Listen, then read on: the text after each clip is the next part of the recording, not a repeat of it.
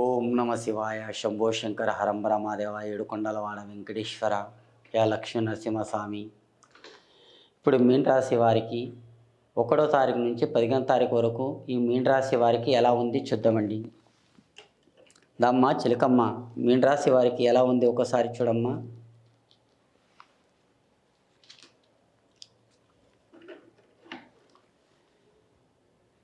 మీన రాశి వారికి వచ్చే వినాయకుడు శివుడు.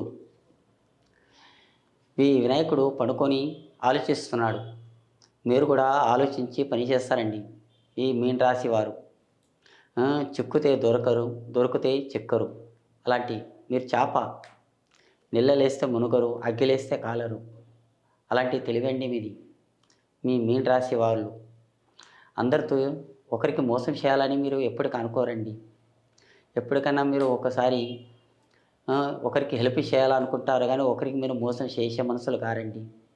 అలాంటి రాశి వాళ్ళు మీరు చాలా ధర్మాత్ములు. ఈ రాశి ఎవరికి ఉంటుందో కానీ చాలా మంచివారు, పెద్దలకి గౌరవించేవాళ్ళు, మంచి మంచి వాళ్ళతోటి తిరగటంలో కానీ, మంచిగా పేరు సంపాదించే వాళ్ళు కానీ, చాలా కష్టపడి పైకి వచ్చే వాళ్ళు ఉన్నారు, చాలా కష్టపడి వచ్చేవాళ్ళు ఉన్నారు.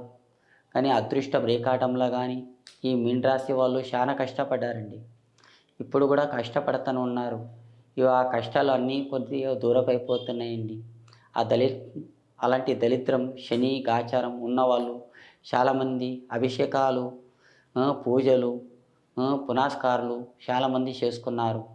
మీరు కూడా మీకు అంత కాకపోయినా కానీ ఇప్పుడు వచ్చేది శివరాత్రికి శివునికి అభిషేకం చేయండి. అభిషేకం చేస్తే మీ దరిద్రం అనేది తొలగిపోతుందండి.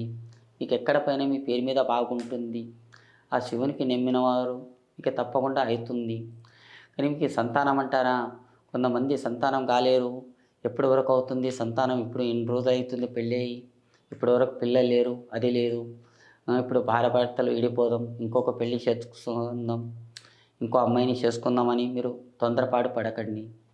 కొన్ని రోజులు చూపెట్టుకోండి.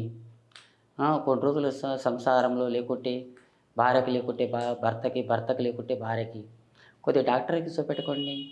మనది పోయేది ఏం లేదు. ఒకసారి డాక్టర్తో చెకప్ చేసుకోండి. ఆ సార్ ఏం చెప్తారో ఆయన మాట కూడా వినండి. డాక్టర్ని గౌరవించండి. మీకు ఎక్కడ పైన మీకు మంచిగా జరుగుతుంది. డాక్టర్ సలహా గుండా మంచిగా ఉంటుంది. కానీ ఆలోచన రేఖాటంలో కానీ మనం తొందరపాటు మేము భార్యాభర్తలు విడిపోతాం కదా, అట్లాంటి పనులు చేయకండి. ఈ మీన రాశి వారికి చెప్తున్నాం. అదృష్టం రేఖాటంలో ఆ భగవంతుని దయ వల్ల శివరాత్రికి మీకు ఈ సంతాన ఫలం మంచిగా కలిసి వస్తుందండి. ఈ సంతాన ఫలం మీకు డేట్లో కానీ, మహిళ బట్టల కానీ మీకు తప్పకుండా ఆ దేవుని దయ వల్ల మీకు నిలబడుతుందండి. ఆ శివుని దయ వల్ల మీ అనుకున్న పనుల్లో కానీ మంచిగా జరుగుతుంది.